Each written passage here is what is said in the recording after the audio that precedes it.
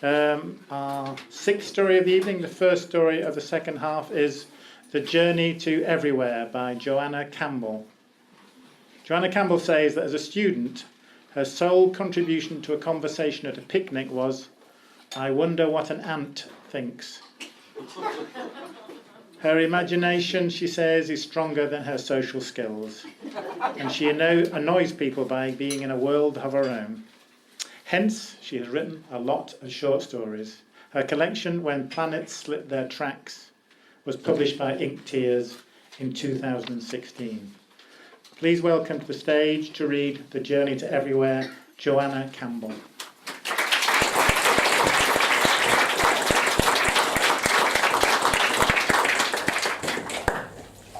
Journey to Everywhere. Bob Vole knew his meat. Busy hanging a fresh side of pig in the window, the sun was flashing in his eyes, and the hog swinging wild and free when Hilary Hannaford glided across the square. Bob brushed flecks of paper parsley from his apron. His boater slid off, thudding into the lamb's liver. He looked up again, and there she was at his window, peering at the mince. She was a straight-laced librarian, yet secretly starving for love was Hilary. 2 women in one. He was proud of this thought, which had arrived yesterday, unbidden, while he boiled his aprons. Like Hilary, he'd never married, but he knew about flesh and bone. He knew the ways of it. There were people whose hearts were bursting with savoury stuffing. Hilary cloaked herself in grey, demure to her ankles. She wore a pale carnation, but her heart throbbed, scarlet and shiny beneath, like a good ox heart, tough, full of flavour. She saw Bob looking and veered in a diagonal to the haberdashery, gazing at ribbons and cards of elastic. Her skirt swished as she turned. Her cheek was tinted a delicate rose. He caught a glimpse of the tiny sun-brightened hairs on her skin, like the whiskers on a lightly roasted strip of crackling. Mrs. Amberforth bustled in for her kidneys and told him the news. She had come from the library with her week's worth of novels, where she discovered this was Hilary's last day as deputy, after 30 years. Bob handed over her kidneys in silence. Mrs. Amberforth squashed the bloody parcel into her basket next to villains and victims.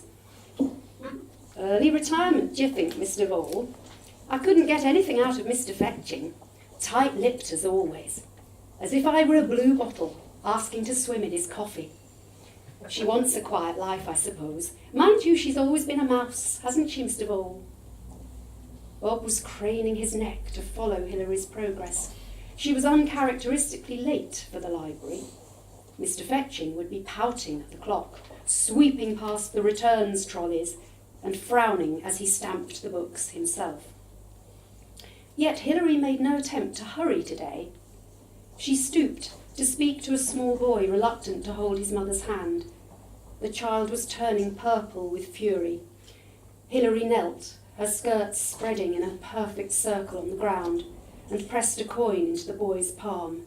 Bob read her lips. Lollipop. He mouthed the word silently, several times. He could taste the flavour of red fruit on his tongue. He looped Mrs. Amberforth's sausages into a fat stack and stood there with them in his hand, watching Hilary unfurl and walk in yet another different direction, this time towards Tyndall's Travel. She was intent on Tyndall's window, her carnation touching the glass, her breath clouding it. Bob stared, transferring the sausages from one hand to the other. "Can you pass over those chipolatas, Mr. Vole?" He'd forgotten Mrs. Amberforth. Mr. Tyndall was poking out of his jaw like a curious tortoise, cupping Hilary's elbow, leaning close, his shiny polyester lapels brushing against her velveteen. As he steered her into his mean little shop, the broken blind askance, the sun-bleached posters curling, the sun slipped away. Bob was sweating, the sausages oozing in his grip, He straightened his boater. He rummaged behind him, ripping apart the ties of his apron. He flung it across the blood-stained chopping block.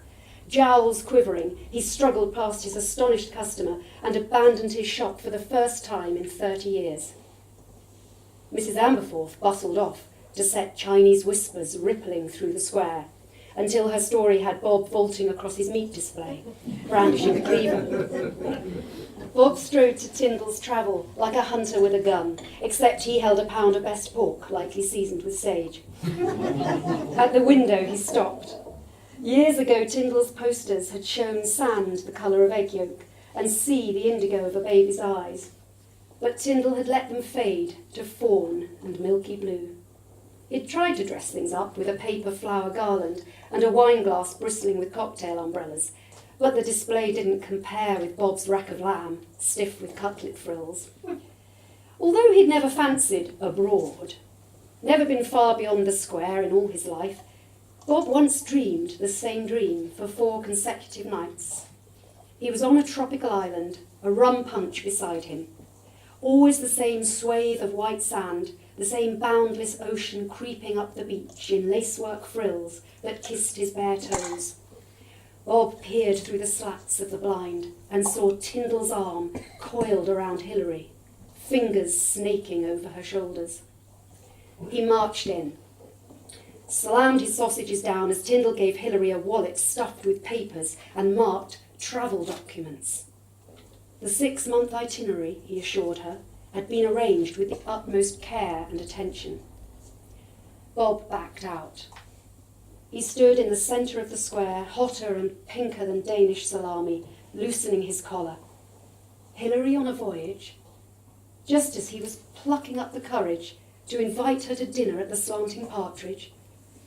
Tyndall had actually called her Hilary. Bob couldn't bear to think of her soft voice saying, Peregrine. Surely her next stop would be the library. She was overdue. Mr. Fetching would fine her. At 5:05, would she still come in for her rashers, Bob's best, already wrapped in greaseproof? There she was, gliding across to the post office. That meant travellers' checks, or foreign currency. A 6-month trip meant abroad, Bob was sure. Hilary wasn't walking along, she was shimmying. She might skip the bacon, have pasta or some other exotic dish for her tea, put herself in the right mood for France, or wherever she was going. Bob had thought their interests dovetailed, but her sights were clearly set differently from his. Maybe she was more than 2 women, and they were all slipping away from him. She might never come back. The colours of his dreams blazed again. Miss Hannaford! She looked round and smiled. He strode towards her and clasped both her hands. They felt like lilies. This was Bob's moment. It felt like the first time he'd used his triple-riveted knives, drawing each one in size order from the block, as tenderly as a midwife delivering a baby. His tropical vision flooded back into his head, and this time he envisioned more than himself. This time Hilary sat beside him, holding a worthy book and a slice of pineapple. She reached across and fed him a bite of the fruit. The thought gave him the courage to ask about her travel plans, pointing at the documents in her hand. Impressed with his interest, Hilary unfolded her map. She guided him to a bench bathed in the weak morning sunshine and extended the map across them both. On his meaty legs and her dainty ones it sloped rather, but it felt as good as his spot in the Caribbean sun. Just picture it, Mr. Vole. The sugar birds of Guadeloupe, the silver minnows of Santa Fe, the Alaskan caribou, the Tallulah River of Georgia, the Marmolada Mountain of Italy. Dolomites, I think. I had a yellow one of those in my youth, Miss Hannaford. Twin headlamps. Then there's the red-necked ostrich of North Africa. Good meat, that ostrich. As Hilary traced the route with her finger, with Bob following every inch, shadows fell over them. Mrs. Amberforth and Mr. Fetching, one in a state of suspense, and the other without the essentials for her toad in the hole. With a shout of triumph, Mr. Fetching squeezed between Bob and Hilary, then pored over the map, waxing lyrical about rafting in the Smokies. Was he going with her? Him in his pinstripes and pocket watch, and her holding her long skirts out of the foaming water. They started talking about broadening horizons, bursting through boundaries. Broadening, bursting, on a ticket from Tyndall's. His little mouse, Hilary. How many women was she, for heaven's sake? Your last day as deputy for a bit then, Hilary, Mrs. Amberforth asked. Indeed, replied Hilary. So you'll be in full charge while Mr. Fetching goes on his voyage of discovery. Bob spun Hilary to face him. Does this mean you're on a journey to nowhere then, my dear Miss Hannaford? Oh, not really. I'm always travelling, my dear Mr. Vole, always. Bob gulped. Mr. Vole, my journey is via the printed page. Books take me everywhere I want to go. In answer to his next question, she agreed to stroll a little further than the square later on. Yes, possibly as far as the Slanting Partridge. Once she'd been home to put his most reliable lean bacon in her fridge.